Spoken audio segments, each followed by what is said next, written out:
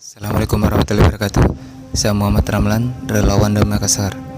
Di channel ini saya akan menyampaikan amanah bantuan dari VPPD Harapan buat Nenek Pak Ja yang sehari-hari berjualan koran dari pagi hingga siang hari. Berharap channel ini bisa menginspirasi. So, jangan lupa subscribe, like, dan tulis komentar di bawah.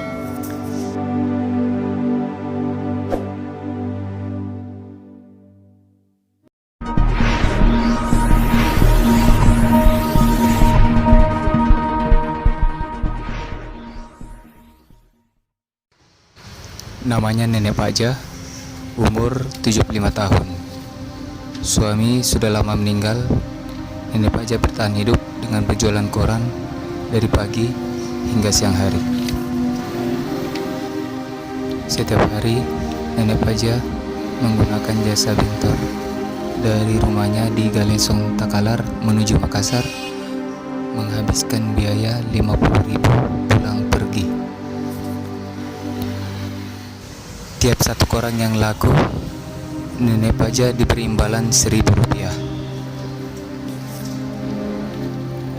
Setiap hari, Nenek Pak Ja bisa dijumpai di perempatan lampu merah Jalan Mengusidi Makassar.